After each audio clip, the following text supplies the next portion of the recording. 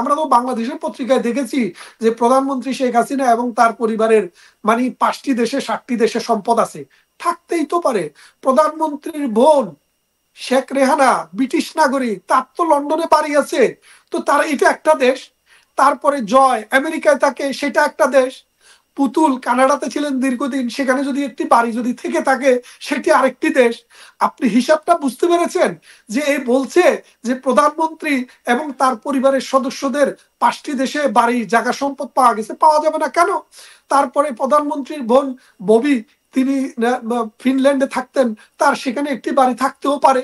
তো 5টি দেশের হিসাব তো মিলে গেল, Bangladesh, America, England, Canada, Finland, আপনি 5টি দেশের পরিচয় তো পেয়ে গেলেন। তো এই 5টি দেশে যে তাদের যে সম্পদ ছিটে ফোটা আছে, সেটা তো মানুষ থাকার জন্য তো একটা বাড়ি দরকার, থাকার জন্য তো একটু বাস্তু দরকার।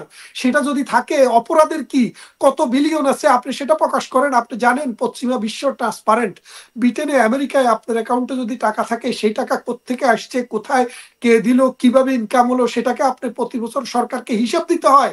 এটা তো বাংলাদেশ না, এটা তৃতীয় বিশ্বের কোনো রাষ্ট্র না, এটা একটা উন্নত বিশ্ব। এখানে দুর্নীতি করে পার পাওয়ার কোনো সুযোগ নেই। তাদের যে প্রপাগান্ডা, মিথ্যা প্রপাগান্ডা, সেটা আজকে মানুষের কাছে প্রতীয়মান হয়েছে।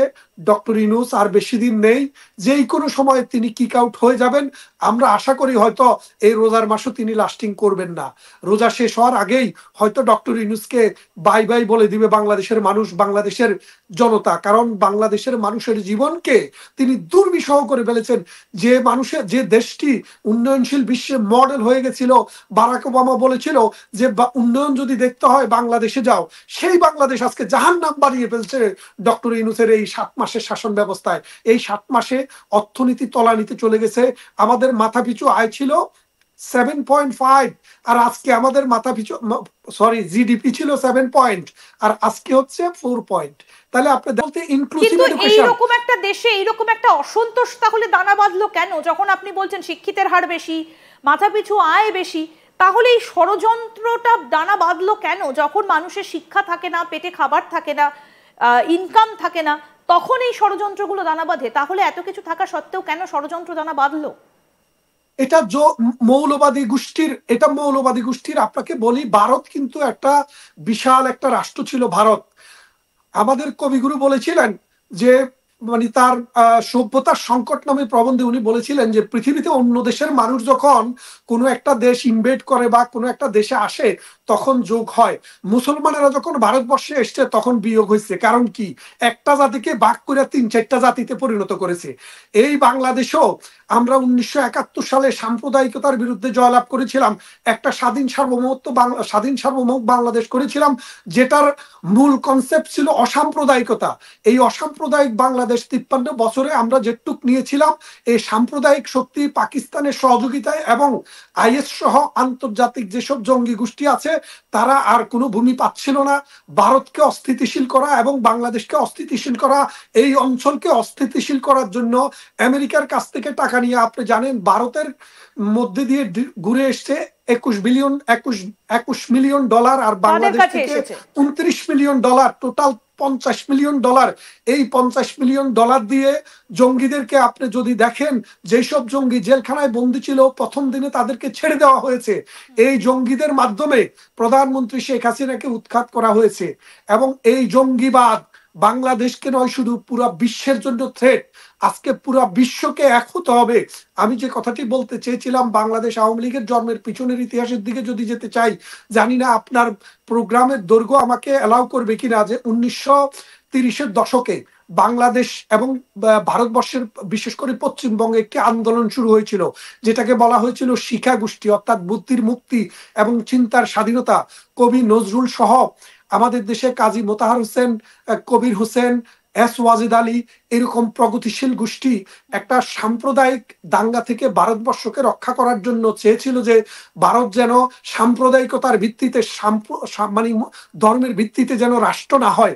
সেই জন্য তারা আন্দোলন করেছিল। সেই আন্দোলনটি 47 সালে কোনো ভূমিকা রাখতে পারেনি, কারণ তারা শক্তিশালী হতে পারেনি।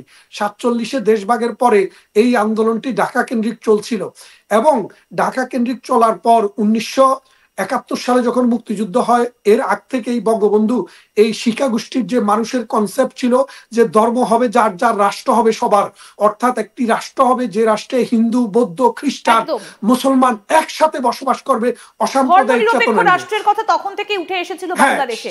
সেই বর্তমানে যেটা চলছে, কিন্তু বর্তমানে যে পরিস্থিতিটা সৃষ্টি হয়েছে ধারণ করে, না আমি যেটা বলছিলাম সেই চেতনাকে ধারণ করেছিলেন বঙ্গবন্ধু। সেই শিক্ষা গোষ্ঠীর যে বুদ্ধির মুক্তি, চিন্তার স্বাধীনতা, তারা রাজনীতিতে অংশগ্রহণ করেননি, কিন্তু তাদের যে চেতনা সেই চেতনাটি মানে বঙ্গবন্ধুর কাছে ট্রান্সফরমিট হয়েছিল। এবং তিনি যখনই বাংলাদেশ স্বাধীন করেছিলেন তখন এসে বাংলাদেশের স্বাধীনতার মূলনীতি মানে বাংলাদেশের যে রাষ্ট্রের সংবিধানের মূলনীতি হিসেবে ঘোষণা দিয়েছিলেন যে অসাম্প্রদায়িকতা, অর্থাৎ বাংলাদেশ রাষ্ট্রে হিন্দু, বৌদ্ধ, খ্রিস্টান বলে কিছু থাকবে না, সবাই হবে যার যার ধর্ম পালন করবে, রাষ্ট্রের কোনো ধর্ম থাকবে না, ধর্ম থাকবে মানুষের। এই জায়গাটাকে 53 বছর থেকে যে আস্তে আস্তে করে তারা যে চেষ্টা করেছিল সাম্প্রদায়িক গোষ্ঠী, সে সাম্প্রদায়িক গোষ্ঠী আমেরিকা, চায়না এবং পাকিস্তানের টাকায় এই শক্তিশালী হয়ে শেখ হাসিনার বিরুদ্ধে তারা সফল হয়েছে। তাদের এই সফলতা যদি আজকে টিকে থাকে তাহলে ব্যর্থ হয়ে যাবে অসাম্প্রদায়িক চেতনার ভারতবর্ষের মানুষ, অসাম্প্রদায়িক চেতনার বাংলাদেশের মানুষ, অসাম্প্রদায়িক চেতনার সমগ্র বিশ্বের মানুষ। এই সমগ্র বিশ্বের অসাম্প্রদায়িক চেতনার মানুষকে আজকে এক হতে হবে।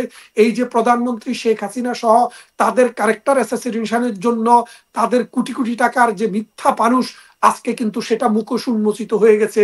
আমরা দেখলাম সেখানে বিলিয়ন বিলিয়ন টাকা নয়, শত কোটি টাকা নয়, হাজার কোটি টাকা নয়, মাত্র 1, 2 কোটি, 3 কোটি টাকা, যেটা বাংলাদেশে একজন রাস্তার ব্যবসায়ীর অ্যাকাউন্টও থাকে। কিন্তু এখান থেকে একটা প্রশ্ন উঠে আসছে যে এই যে জয়, যিনি আপনি বলছেন যে যিনি ব্যবসায়ী, তার অ্যাকাউন্টে, তিনি তো একজন ব্যবসায়ী, ব্যবসা করেন, তিনি পশ্চিমা বিশ্বের একজন নাগরিক, বহুদিন ধরে তিনি সেখানে রয়েছেন, তাহলে তার অ্যাকাউন্টে কি করে এত কম টাকা থাকে? না, তার অ্যাকাউন্টে শুনেন, উনি তো গত 10-15 বছর থেকে টাকা ইনকামের দিকে মনোনিবেশ করেননি। উনি বলেছেন আমার পূর্বপুরুষেরা এই দেশ স্বাধীন করেছে, আমার পিতা মাতামহ এই দেশের জন্য জীবন দিয়েছে, আমার সমস্ত পরিবার উৎসর্গ করেছে, এই দেশকে কিভাবে উন্নত করা যায়, শিক্ষা কিভাবে উন্নত করা যায়, ট্রান্সপোর্টেশন, কমিউনিকেশন, হেলথ, এডুকেশন, এগুলো কিভাবে উন্নত করা যায়, কিভাবে প্রত্যেকটা মানুষের জীবনে প্রযুক্তির সুবিধাকে পৌঁছিয়ে দেওয়া যায়, সেই চেষ্টায় তিনি ব্যস্ত ছিলেন, যার কারণে উনি সেই পরিমাণ টাকা ইনকাম করতে পারেননি। সমস্ত মিথ্যা প্রপাগান্ডাকে উনি আজকে প্রমাণ করে দিলেন যে তিনি বিলিয়ন বিলিয়ন টাকা ইনকাম করেননি। তার অ্যাকাউন্টে মাত্র 1,17,15,271 টাকা মাত্র পড়ে আছে।